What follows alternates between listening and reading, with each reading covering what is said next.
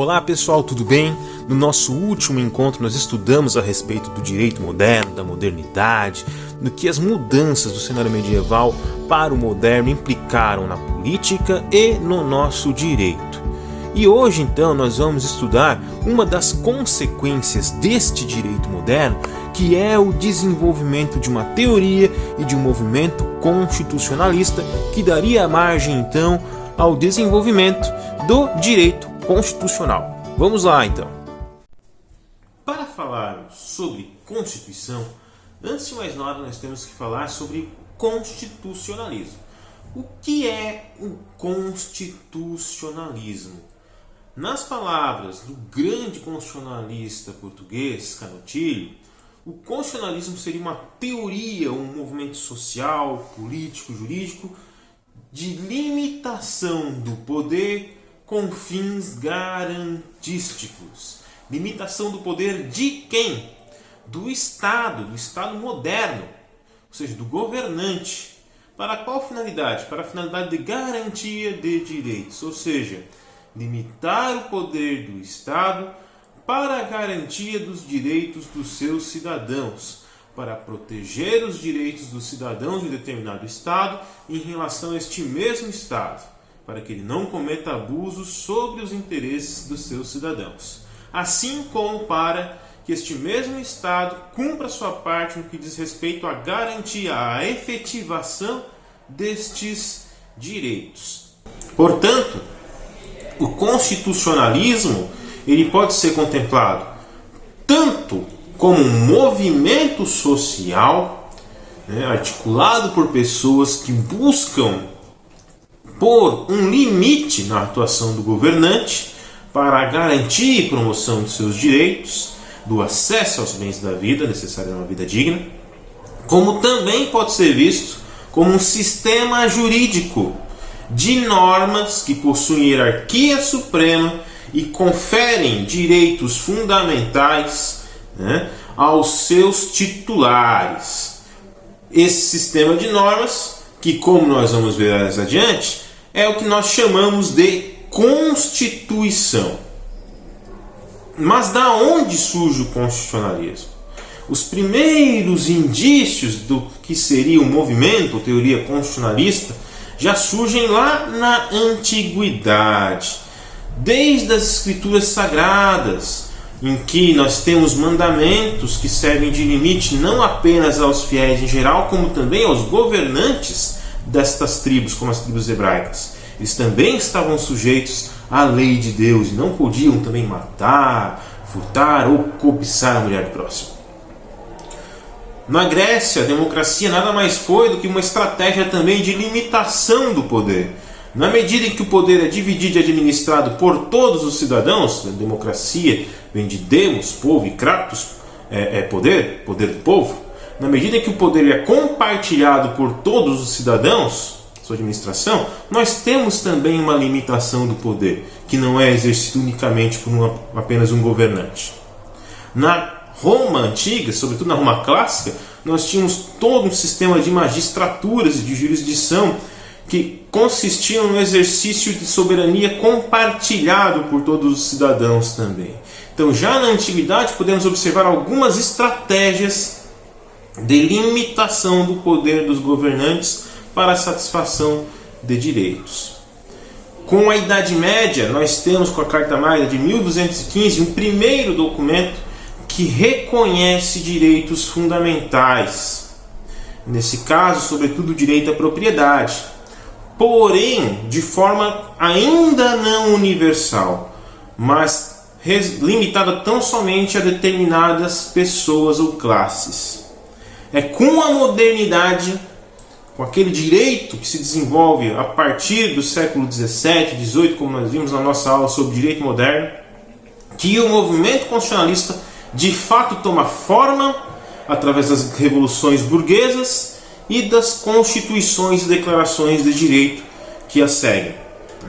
E a partir então da modernidade é que nós temos as duas primeiras grandes ondas do constitucionalismo, as primeiras vertentes do constitucionalismo. Inicialmente um constitucionalismo de matriz liberal, constitucionalismo liberal, que surge com as revoluções burguesas, a Revolução Francesa e a norte-americana, e que inauguram então um novo direito em si, que cria uma Constituição que tem como marcos básicos o que? A garantia de direitos individuais, os quais são conhecidos como liberdades negativas. Negativas no sentido de exigirem uma abstenção do Estado não poder interferir em tais liberdades em si, né? E que também é marcado por uma supervalorização da propriedade privada, porque, como nós vimos na aula passada, os burgueses, que foram os grandes promotores do pensamento moderno, do direito moderno, sua principal preocupação era com o exercício do seu direito à propriedade, com a proteção das suas propriedades e com o exercício destas mesmas propriedades em si por si só. Porém, mais adiante, pôde-se observar algumas consequências negativas do constitucionalismo liberal, no sentido de que essa exaltação à liberdade e o afastamento do Estado mínimo, como dizem, acabou gerando algumas consequências negativas, algumas externalidades que ficaram muito visíveis na Revolução Industrial, onde nós tínhamos um quadro de concentração de riquezas nas mãos de poucas pessoas que detinham os meios de produção e de miserabilidade da maioria da população, que vivia em condições precárias nas fábricas, com jornadas de trabalho muito extensas, com salários mínimos e com péssimas condições de trabalho em si. Isso deu margem, então, a uma nova onda constitucionalista, que foi o constitucionalismo liberal, inaugurado pelas constituições do México de 1917 e da Alemanha de 1919, que promoveram então um ideal de igualdade, não mais uma igualdade meramente formal, como já era observado no constitucionalismo liberal, que é a questão de todos serem tratados igualmente perante a lei, mas agora uma igualdade de cunho material, ou seja, de criar condições para que as pessoas elas todas tenham acesso aos bens necessários da vida, para que aqueles que são diferentes tenham condições e incentivos necessários para ter acesso aos bens, aos serviços essenciais para a sua vida, como saúde, como educação. Certo? Inicia-se então uma nova onda constitucionalista que cria uma nova dimensão de direitos conhecidos como direitos sociais, como a saúde, como a educação, como a cultura, o lazer, o esporte, que são direitos que exigem não um afastamento do Estado, mas uma aproximação do Estado, que exigem um intervencionismo estatal, na medida que o Estado ele vai ter que criar escolas, hospitais, capacitar professores, médicos, para que os seus cidadãos eles possam ter acesso a esses serviços, para que os cidadãos possam ter direitos fundamentais sociais, como a saúde, como a educação, satisfeitos pelo Estado. Portanto, trata-se de liberdades agora do tipo positivo, que exigem uma ação do Estado. Mas, claro, né, a história não termina por aqui. O constitucionalismo social também acaba reunindo algumas consequências negativas, algumas externalidades também. Em que sentido? Essas externalidades ficam muito visíveis na contemporaneidade. Por quê? Muitas constituições acabaram se tornando basicamente um instrumento de promessas. Se tem um problema, joga para a Constituição que está previsto que o cidadão tem tal direito, que ele vai ter direito e que está tudo certo. Né? Começou a se praticar uma mentalidade totalitarista no que diz respeito ao constitucionalismo.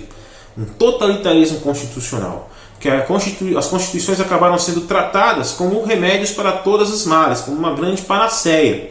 Né? Mas fica aquela questão: basta você ter direito a ter direitos para que você de fato possa exercer esses direitos? É claro que não.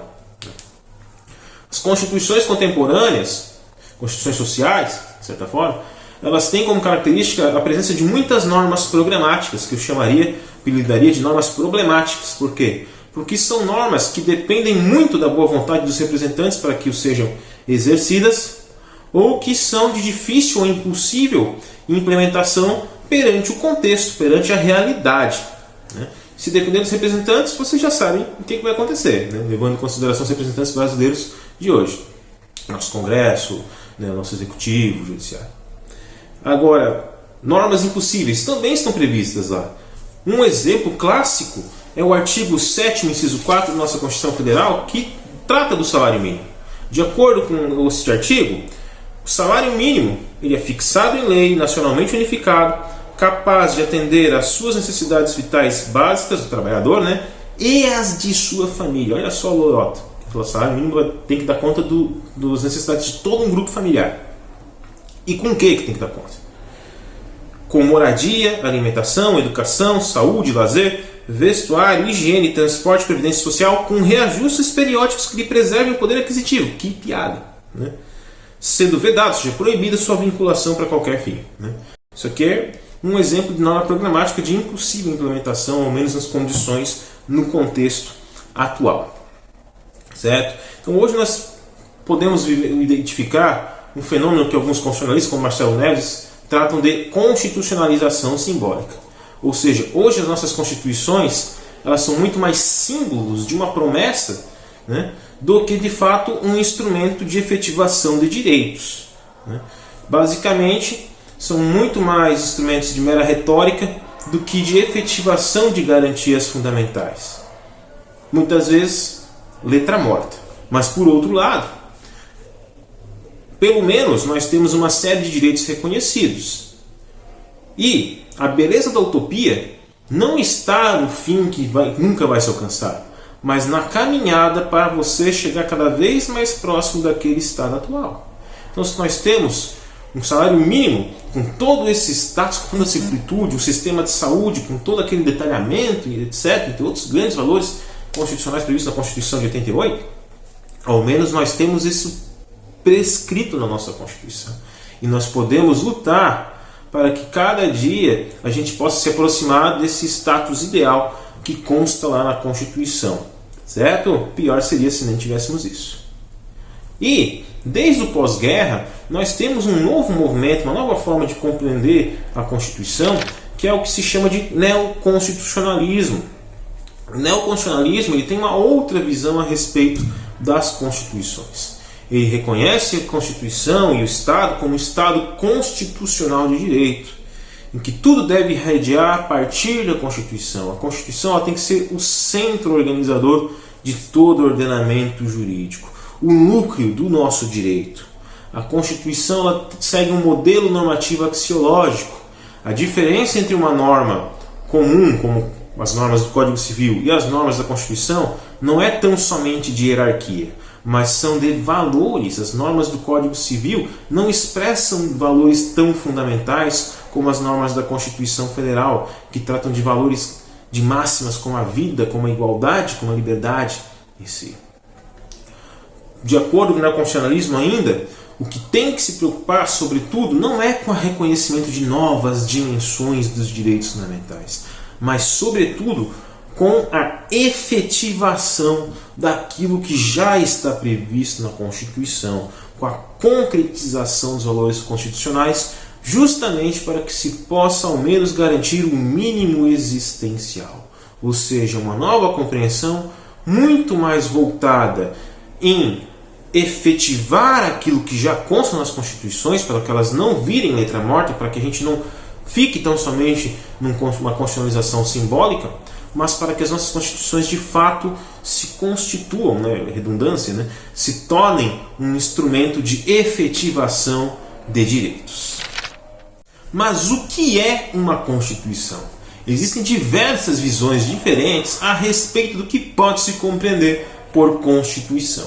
Uma das mais clássicas é a do jurista Hans Kelsen, que, de acordo com ele, a Constituição seria a norma hipotética fundamental, ou seja, a lei das leis, a norma de maior hierarquia no nosso ordenamento jurídico. Esta é uma visão, um conceito jurídico de Constituição. E para explicar isso, o Kelsen ilustra uma pirâmide dividida em 3 seções. No topo dessa pirâmide está a Constituição Federal, que é a norma de maior hierarquia. No meio desta pirâmide estão as normas infraconstitucionais, aquelas que são fruto do processo legislativo, que estão abaixo da Constituição Federal.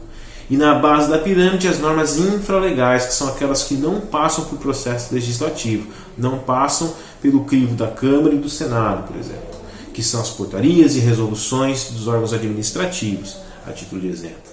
Essas normas infralegais estão abaixo das normas infraconstitucionais e das normas constitucionais, sendo que as normas infralegais e as normas infraconstitucionais devem obediência à Constituição. Do contrário, terão a sua validade cassada, serão declaradas inconstitucionais. Então é um conceito que destaca a importância da Constituição na perspectiva jurídica, de se tratar de nossa norma suprema. Já o Carl Schmitt, outro jurista, ele diz que a Constituição é a decisão política fundamental de um povo. O que ele quer dizer com isso? Na sua visão política de Constituição, ele identifica que a Constituição é nela que nós vamos fazer o recorte político do nosso país, que vamos definir a sua forma de governo, forma de Estado, sistema de governo, regime de governo, se vai ser uma monarquia, se vai ser uma república, se ela vai ser presidencialista, parlamentarista, etc. Ou seja, é o espaço, o momento no qual um país se organizará politicamente. Então, uma perspectiva que destaca o aspecto e a importância política da Constituição. Já o Meirelles, ele trabalha a Constituição no que diz respeito ao seu fator cultural. Ele indica que a Constituição ela é produto da cultura de um país, condicionada pela cultura de um país, e também acaba condicionando a cultura deste país. Uma via de mão dupla. A Constituição é fruto da cultura de um país, dos seus valores, das suas tradições, como também ela acaba, por outro lado, alimentando esta mesma cultura com as suas normas e com os incentivos que ela dá ao desenvolvimento cultural de um país. Outra visão diferente é do Ferdinand Lassalle, uma visão sociológica a respeito da Constituição, que identifica que a Constituição ela nada mais é do que a soma dos fatores reais de poder. O que isso quer dizer? Que a Constituição, ela na verdade, ela é um reflexo dos interesses, das influências de quem está no poder no país numa determinada época. Por exemplo, nossa Constituição de 67, ela foi outorgada durante a ditadura militar. Portanto, o seu perfil é um perfil muito mais autoritário, com poucas liberdades e com grande margem de controle do Estado sobre a ação do cidadão, porque isso corresponde ao perfil daqueles que estavam no poder na época, que eram os militares, o regime militar. Já a Constituição de 88, ela vem em um outro período, no qual os civis estão novamente no poder. Portanto, é uma Constituição que anseia por liberdades. Não é à toa que nosso artigo 5º tem mais de 50 direitos fundamentais individuais, mais de 50 liberdades fundamentais. Isso nada mais é do que um reflexo daqueles que estavam assumindo de volta o poder na época, que eram os civis e que ansiavam pelas liberdades que haviam sido suprimidas pelo regime militar. Então, uma Constituição na perspectiva sociológica. E por fim, outra interpretação bem interessante a respeito do que é uma Constituição é a do Peter Habermas, de acordo com a qual a Constituição é um processo sempre provisório de interpretação da história de um povo. É um processo provisório e aberto, qual todo mundo está sujeito a fazer, pode fazer, e sempre provisório, porque a nossa história está em constante mutação. Então, a partir da Constituição, desse aspecto processual dela, que é a visão processual do Habermas, nós podemos compreender a história do nosso país, das nossas conquistas jurídicas e políticas. Se a gente for analisar a Constituição lá do Império até a Constituição atual, nós podemos compreender, a partir das suas normas, dos seus valores fundamentais, a história do nosso país e as conquistas e retrocessos constitucionais do nosso povo. Mas qual destas visões é a correta? Você pode estar se perguntando agora. Nós não temos nenhuma visão correta. Todas elas estão corretas. Uma é complementar à outra. E aqui eu trago um conceito bem interessante e completo a respeito da Constituição, que é do André Puccinelli, que diz que a Constituição é o conjunto de normas fundamentais de um Estado, da sociedade, emanadas da unidade política, que identificamos o conceito político, condicionadas pela cultura total e condicionantes desta, conceito cultural, permeadas por princípios e valores que lhe proporcionam abertura e reclamam interpretação conquistadora, conceito processual, e que, sem despiste de sua força normativa e supremacia hierárquica, conceito jurídico, destina-se a regulamentar a organização e finalidade dos órgãos estatais, o modo de exercício e os limites do poder político, concepção política, além da definição dos direitos e garantias tutelados juridicamente. Então, é um conceito que consegue complementar, contemplar, melhor dizendo, todas essas diferentes visões que abordamos aqui no vídeo. E, se a gente for resumir, eu traria também uma definição minha aqui de Constituição, que identifica a Constituição como um conjunto de normas que organizam os elementos constitutivos do nosso Estado e que tem por objetivo limitar o poder do Estado e concretizar, prever direitos fundamentais. Então é a nossa norma máxima a partir do qual nós organizamos enquanto país politicamente e juridicamente. Com relação à classificação das constituições, quando a gente busca classificar algo, nós estamos tentando identificar quais são os seus marcos principais, os seus traços distintivos. E eu trago aqui 5 categorias de classificação que são comumente identificadas em provas de ordem e concursos públicos. Existem outras muitas classificações identificadas pela doutrina, mas vamos aqui focar em apenas 5 delas. Com relação à origem das constituições, as constituições podem ser outorgadas ou promulgadas. Uma constituição outorgada é aquela que é imposta ao seu povo, que não é precedida de um debate democrático, ou seja, que é enfiada a goela abaixo, como foi o caso da Constituição de 1967, do regime militar, que foi imposto aos brasileiros, assim como a Constituição de 1937, da de Getúlio Vargas, Constituição polaca, semelhante à Constituição polaca, que foi imposta também ao povo brasileiro. Já uma Constituição promulgada é aquela que é fruto, que é resultado de um debate democrático, que é precedida de uma Assembleia Nacional Constituinte, que vai discutir os seus termos e aprová-los após deliberação dos participantes ou dos seus representantes. Que foi o caso da nossa Constituição atual, a qual foi precedida de uma Assembleia Nacional Constituinte e que resultou na sua promulgação no ano de 88. Com relação à forma das constituições, elas podem ser escritas ou não escritas. Escritas são constituições instrumentais, ou seja, elas possuem um instrumento, um documento escrito chamado Constituição, onde nós podemos conceber todas as normas do nosso país, que é o caso de todas as constituições da nossa história brasileira. Constituição não escrita ou costumeira, consuetudinária, são constituições que não estão documentadas. Não existe um documento chamado Constituição. O que existe, na verdade, é uma série de tradições, de valores que são perpetuados de geração em geração e que são tidos como de importância fundamental, de hierarquia suprema no ordenamento jurídico. Exemplo da Constituição da Inglaterra, não existe uma Constituição propriamente dita, existem máximas leis constitucionais, mas alguns valores como a monarquia são de tão fundamental e tradicional importância que é inegável você dizer que trata-se de um valor fundamental deste país. Com relação à forma de elaboração da Constituição, este é uma classificação que está muito vinculada à anterior. Constituições dogmáticas são aquelas que são fruto de um debate teórico, intelectual ou de representantes eleitos pelo povo. Portanto, fatalmente são constituições do tipo escrito. Constituições históricas, por outro lado, são aquelas que ao longo dos anos vão se constituindo na medida em que os valores, as tradições vão sendo praticados e repetidos e valorizados por um povo. Que aí, fatalmente, são constituições, portanto, do tipo não escrito também.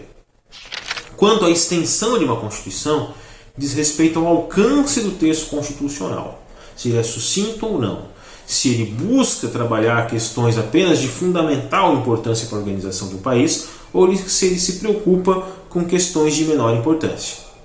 Uma Constituição sintética, é aquela que é resumida, certo? Que ela se resume tão somente aos aspectos de importância fundamental para a organização política e jurídica de um país. Um exemplo disso é a Constituição mais antiga da história, que é a Constituição dos Estados Unidos da América, de 1787, que continua em vigor até hoje, a primeira, e que está em vigor aí há mais tempo. Então, que ela possui 7 artigos. Cara, cada um desses artigos possui desdobramentos, mas são 7 artigos. Artigo 1º trata do Poder Legislativo, o 2º do Poder Executivo, o 3º do Poder Judiciário, o 4º das relações entre os Estados da Federação, do 5º sobre emenda à Constituição, possibilidade de alterar a Constituição, né? O 6º sobre a hierarquia da Constituição e das leis, e o 7º sobre a ratificação, ou seja, a confirmação da Constituição pelos Estados membros. Ou seja, 7 artigos que tratam totalmente de questões de extrema importância para a organização de um país. É uma Constituição, portanto, sintética. Já a Constituição Brasileira de 1988, ela é sintética? Não, ela é analítica, ou seja, uma Constituição que se preocupa também com assuntos de segunda, que são a terceira importância. Um exemplo disso fica muito claro no artigo 242, parágrafo 2º da nossa Constituição, que diz: Colégio Pedro II, localizado na cidade do Rio de Janeiro, será mantido na órbita federal. Grandes coisas, né? Isso é de fundamental importância, de tamanha importância para que esteja previsto expressamente no nosso texto jurídico de maior importância? É óbvio que não, né? Poderia ser regrado que fosse por uma lei federal, mas não na Constituição Federal. Então, um exemplo do porquê a nossa Constituição ela é do tipo analítica e não sintética, porque ela se prende também a N outros fatores que não apenas aqueles de fundamental importância para a organização do nosso país. Muitos deles poderiam estar previstos numa lei federal e não na Constituição. Tá? E uma última classificação diz respeito à estabilidade, a possibilidade de você alterar uma Constituição. E aqui nós temos algumas classificações a mais. Uma Constituição ela é rígida quando o rito, né, o processo para você alterar o texto de uma Constituição, ele é mais difícil do que aquele utilizado para alterar o texto de uma lei comum. Né? No Brasil, para você alterar o texto de uma Constituição, você vai ter que passar por 2 votações em cada uma das casas do Congresso Nacional, ou seja, 2 votações na Câmara, 2 no Senado, tendo 3/5 de aprovação em cada uma dessas casas, em cada votação, e além disso não pode versar sobre N fatores em si essa alteração. Então é um processo muito mais rígido do que aquele dedicado a alterar uma lei comum, onde basta a maioria simples, a maioria dos presentes na sessão legislativa para você alterar o texto desta lei. Tá? Uma Constituição flexível, por outro lado, para alterar o seu texto, você vai utilizar as mesmas regras do que para alterar uma lei comum. Né? Então ela é, como o próprio termo disse, mais flexível no que diz respeito a essa alteração. E essa Constituição mais antiga da história, que é a Constituição dos Estados Unidos, acreditem ou não, é uma Constituição flexível. Mas por que os caras estão com o mesmo texto alterado então e só tem 7 artigos? Porque a cultura constitucionalista deles é muito mais madura que a nossa. Eles têm muito mais anos do que nós no que diz respeito à cultura constitucionalista. Né? Nós ainda estamos engatinhando, né? Afinal de contas passamos por diversas reformas constitucionais, enquanto que os Estados Unidos da América não. Né? Eles têm muito mais solidez no que diz respeito às suas tradições e à sua mentalidade em relação à Constituição. Tanto que lá, se você fala fazer uma nova emenda, lá dá motivo para muito arranca-rabo. Enquanto que aqui no Brasil, não. Né? Vira e mexe, estão mudando a Constituição, nosso texto mais sagrado. Certo? Constituições semi-rígidas seriam um misto no que diz respeito a uma Constituição rígida e uma Constituição flexível. Para você alterar algumas normas, você vai ter que utilizar do rito das emendas constitucionais. Para você alterar outras normas, você vai alterar como se lei comum o fosse. E aí nós temos um exemplo no Brasil da Constituição Imperial, primeira Constituição brasileira, que em seu artigo 178 diz que é só constitucional o que diz respeito aos limites e atribuições respectivas dos poderes políticos e aos direitos políticos e individuais dos cidadãos. Tudo que não é constitucional pode ser alterado sem as formalidades referidas pelas leis ordinárias. Portanto, a Constituição do Império ela era rígida no que diz respeito aos poderes políticos e direitos políticos individuais dos cidadãos. Então, nesse ponto, só se altera por emenda à Constituição, aquele rito mais rígido. Todos os demais assuntos são alterados como se lei comum fosse. Portanto, no que diz respeito ao restante, seria flexível. Constituições imutáveis, como o próprio termo já diz, não podem ser alteradas. São constituições, por exemplo, como as atreladas a estados de matriz teocrática, exemplo do Vaticano, né, em que o seu texto base é a Bíblia. Então você não tem como fazer uma atualização lá na Bíblia mudando algum versículo dela, os mandamentos em si. É proibido cobiçar a mulher do próximo, exceto se for muito gata. Não pode, você está mexendo na palavra de Deus. Né? Então, por a própria lógica em si, e pela própria cultura desses povos, desses países em si, né, dos seus fundamentos, não é possível alterar o seu texto base, né, sua Constituição.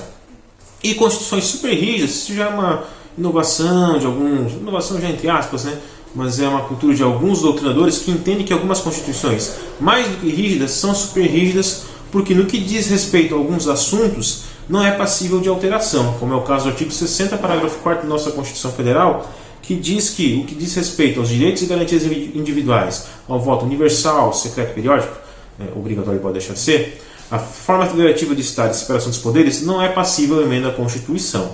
Né? Mas a nossa Constituição, o que? Ela é rígida ou super rígida, então? De acordo com a maioria da doutrina, ela seria rígida. Portanto, numa questão objetiva, entre rígido e super rígido, assinado rígido. Agora, no que diz respeito a questões discursivas, em que você tem que, às vezes, apontar mais de uma corrente, diga que, de acordo com a maioria, ela é rígida e, de acordo com a corrente minoritária, ela é super rígida. Tá? Já que estamos falando, então, sobre constitucionalismo e Constituição, vamos falar um pouquinho, então, sobre a trajetória do constitucionalismo na história das constituições brasileiras. A nossa história constitucional ela tem início em 1824, a partir então da independência do Brasil, que ocorreu em 1822, e que fez necessário então a constituição de um novo país. E influenciado então pelas constituições dos Estados Unidos da América e da França, o Brasil editou um texto constitucional a fim de organizar este novo país que havia conquistado sua independência em relação à metrópole portuguesa. Essa Constituição ela havia sido inicialmente criado um texto mediante a Assembleia Constituinte, da qual participou o patrono da independência, José Bonifácio, mas que foi descartado pelo Dom Pedro I, pelo nosso rei, certo? Que resolveu então encomendar a edição de um novo texto constitucional que lhe fosse do seu agrado, sendo então outorgada a Constituição Política do Império do Brasil de 1824, que tinha como características a instituição de um governo monárquico, de uma monarquia, e inclusive essa Constituição foi a que mais durou ao longo da nossa história, né? Então o Brasil foi monarquia por bastante tempo, na sua primeira fase, certo? Constituía um território unitário, não tinham estados autônomos, mas o poder era todo concentrado na coroa brasileira em si. A capital do nosso país originalmente foi o Rio de Janeiro, apenas em 1960 que foi transferida para Brasília. Os poderes já existiam, eram separados, porém se destacava aqui a figura de um quarto poder, né? Tínhamos o executivo, o legislativo, o judiciário e o poder moderador, que foi uma interpretação um tanto quanto deturpada do poder moderador, teorizado por Benjamin Constant, que seria uma espécie de fiscal dos demais poderes, mas que deveria ser, né, de titularidade da sociedade, mas que no caso do Brasil imperial era a titularidade do imperador, que coincidentemente também era o titular do poder executivo. Portanto, o chefe do executivo ele também era o chefe dos demais poderes. Né? Então era uma coisa um tanto quanto já uma espécie de jeitinho brasileiro institucionalizado no próprio império. Né? O poder moderador era fiscal de si mesmo, o príncipe, né, o poder executivo era fiscal de si mesmo de todos os outros. O voto nessa época ele era censitário, mulheres ainda não votavam, o voto então dependia das propriedades que a pessoa tivesse. Existiam direitos individuais, né, direitos de primeira dimensão, aquelas liberdades negativas, porém, né, embora a igualdade fosse prevista, se admitia de forma contraditória a escravidão. E o texto da Constituição é um texto de cunho semi-rígido, podendo ser alterado mediante emendas constitucionais aquilo que era relativo aos poderes políticos e aos direitos políticos dos cidadãos, e através de lei comum todo o restante, certo? Mas em 1889 tivemos a proclamação da República, daí advindo uma nova Constituição, a Constituição dos Estados Unidos do Brasil de 1891. E veja só, nós já fomos também Estados Unidos, só que do Brasil. Né? Essa Constituição, então, ela rompe com o governo monárquico, institui uma república, uma coisa de todos, um governo de todos. Né? Não era um governo mais passado de forma hereditária, mas sempre de maneira eletiva. Era um governo também, uma Constituição que ela instituiu uma forma de Estado federativo com estados dotados de autonomia administrativa e com poderes específicos próprios de cada um deles, previstos pela Constituição. Era uma Constituição que instituiu um Estado laico. Originalmente, ao longo da primeira Constituição, nosso Brasil ele possuía uma religião oficial, que era a religião católica apostólica romana. Com a Constituição de 1891, se reconhece que o Estado não possui uma religião oficial, embora as nossas tradições sejam eminentemente influenciadas pelo cristianismo ainda, né? Essa Constituição ela mantém a separação dos poderes, a capital no Rio, porém ela extingue com o poder moderador em si, põe fim nele, se mantém apenas 3 poderes que se perpetuam até então, certo? As eleições, elas são eleições originalmente diretas, o povo ia até as urnas escolher o seu representante, porém, né, o voto ainda era cabresto, né, não era o voto secreto em si. Os direitos fundamentais individuais foram preservados, porém também se destaca uma conquista no sentido da abolição de penas de caráter perpétuo, como pena de morte, banimento e galés, né? Galés seria trabalhos forçados, e a mutabilidade dessa Constituição ela passa a ser rígida, somente através de emenda à Constituição. Mais adiante, né, com a Revolução, né, e a ascensão de Getúlio ao poder, Getúlio Vargas, conhecido como pai dos pobres, né, um perfil populista, e buscou se valer então de uma Constituição que atendesse este mesmo perfil, sendo promulgada, tal qual aconteceu com a Constituição da República, né, que foi também promulgada, a Constituição de 1934, Constituição da República dos Estados Unidos do Brasil, também foi promulgada, manteve a federação, a tripartição dos poderes, a capital no Rio de Janeiro, instituiu o voto secreto e obrigatório para maiores de 18 anos, inclusive para as mulheres, né? Aqui é marcada pela conquista do voto feminino. Ela tem como grande inovação também o reconhecimento e garantia de direitos sociais, portanto é uma Constituição afeta já a uma segunda etapa do constitucionalismo, que é o constitucionalismo social, instituindo então um Estado social de direito, né? Porém, nesse contexto em si do final dos anos 30, nós temos um grande conflito internacional, que é a Segunda Guerra Mundial. E Getúlio Vargas ele era simpatizante do fascismo em si. Então ele acaba dando um golpe de Estado e outorgando uma nova Constituição, a Constituição de 1937, conhecida como Constituição Polaca, em alusão à Constituição polonesa fascista, né, autoritarista de 1935, que acaba então instituindo um regime ditatorial no Brasil. O Brasil ele passa a se tornar uma federação apenas de fachada, ou seja, de mentirinha. Na prática tudo ficava nas mãos do Poder Executivo Federal. Houve um desequilíbrio entre os poderes, o Poder Executivo mandado e os demais foram totalmente esvaziados, certo? As eleições passaram a ser indiretas, não era mais o povo que votava nos seus representantes, mas era um colégio que acabava indiretamente escolhendo o representante político em si.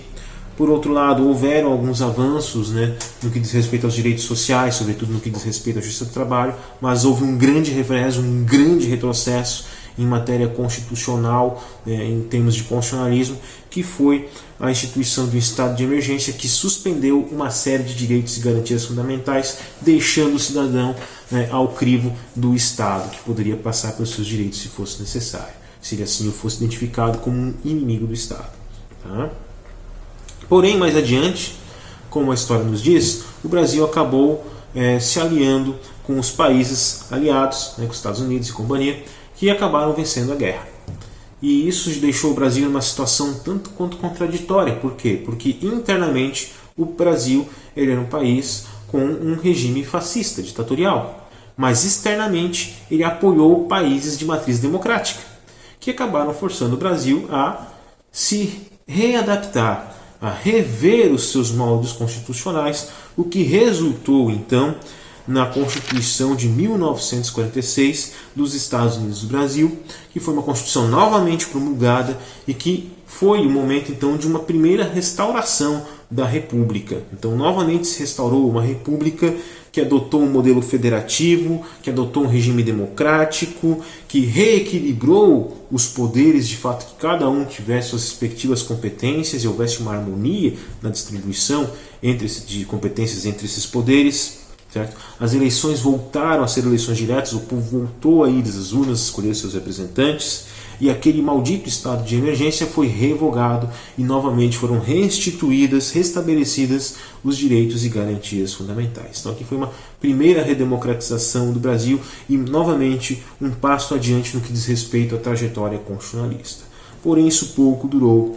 Logo após o término da Segunda Guerra Mundial, se iniciou um outro grande conflito em escala mundial, que foi a Guerra Fria, protagonizada pelos Estados Unidos e pela União, a então União Soviética, né?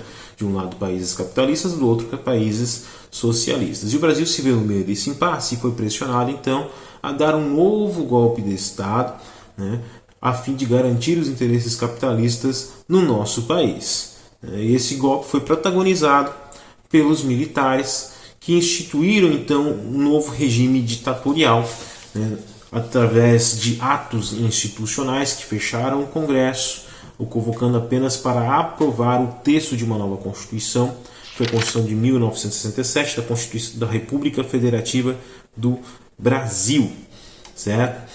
Essa Constituição, então, que novamente instituiu um federalismo de fachada, de mentirinha, na prática era um governo unitário, com sede no governo federal em si.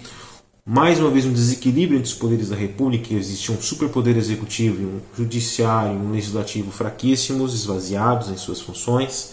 Eleições novamente indiretas através de colégios eleitorais, onde foram eleitos em sucessão uma série de militares. Atos institucionais, dentre eles o mais infame, que foi o AI-5, que novamente suspendeu direitos e garantias fundamentais, dando então sequência a um período aí extenso de uma ditadura no qual os cidadãos tiveram suas liberdades suprimidas.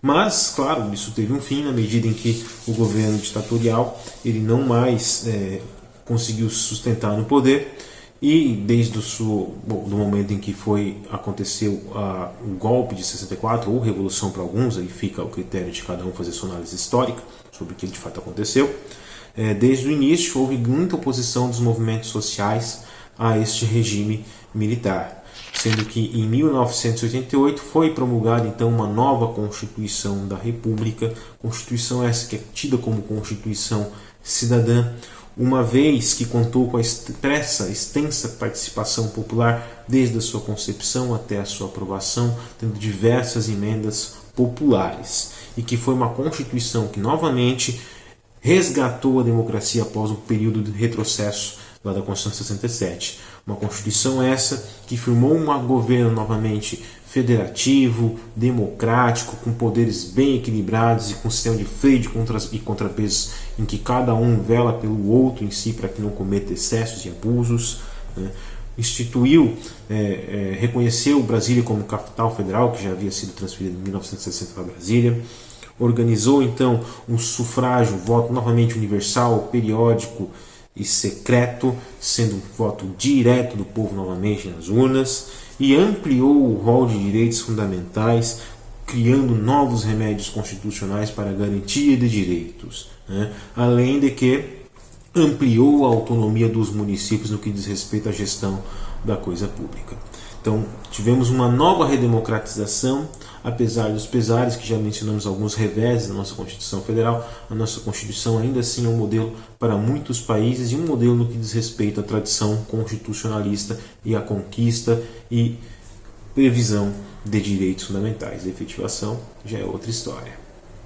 Muito bem, pessoal, nós vimos então que o constitucionalismo é uma teoria, um movimento social que tem seus primeiros indícios já na modernidade, na Idade Média, mas que se consolida sobretudo a partir da modernidade com as revoluções burguesas, a independência dos Estados Unidos e a Revolução Francesa, com suas primeiras etapas marcadas por liberalismo, constitucionalismo liberal, e pelo direitos sociais provenientes de um constitucionalismo de caráter social, mas que também hoje vivenciamos na contemporaneidade um momento, vamos dizer assim, de um totalitarismo constitucional que tem levado a constituições de caráter simbólico. A partir do constitucionalismo nós analisamos uma série de visões distintas a respeito do que é uma Constituição, lembrando que essas visões não são excludentes, mas complementam uma a outra, de modo que a gente pode concluir em poucas palavras que a Constituição é a norma suprema de um país que o define no que diz respeito à sua estrutura e organização política, bem como aos direitos e garantias dos seus cidadãos. E essas constituições possuem uma série de classificações a serem verificadas, quanto à sua origem, se são democráticas ou não, sua forma, se é escrita, se não é escrita, se ela é fruto de uma tradição histórica que se consolida com o tempo, ou de um processo representativo que conta com intelectuais e representantes do povo e do próprio povo. Se essa Constituição ela pode mudar de forma mais fácil ou mais difícil, se ela é imutável em si, né? Então as Constituições podem ter diversos recortes e desenhos distintos. E o nosso constitucionalismo não foi diferente. Tivemos várias Constituições distintas, certo? Desde o Brasil Império, que foi a nossa primeira Constituição de 1824, que durou por mais tempo, que tinha um regime monárquico, passando então pela primeira Constituição da República, que pôs fins à monarquia e instaurou a República, a Constituição de 1934, que inaugurou um constitucionalismo social no nosso país, com a previsão de direitos sociais. Depois tivemos um grande retrocesso com a Constituição de 1937, que suspendeu direitos fundamentais, instaurou um regime ditatorial. Em 1946 tivemos um resgate da democracia, né? Para logo depois, em 67, com o regime militar, nós temos mais uma vez um grande retrocesso em matéria constitucional em si, mais uma vez com uma série de restrições às liberdades individuais e com um poder executivo super fortalecido em detrimento dos demais poderes, ou seja, uma federação, uma república de fachada. Só que em 88 nós tivemos mais uma vez um movimento de redemocratização que resultou na nossa Constituição atual, que é repleta de liberdades, mas que essas liberdades também acabam resultando muitas vezes em promessas que não se mostram realizadas, mas que pelo menos a gente tem, né, o que exigir. E na próxima aula, então, vamos dar continuidade ao assunto constitucionalismo, trabalhando então algumas questões relativas ao direito constitucional e à hermenêutica constitucional. Até lá, pessoal!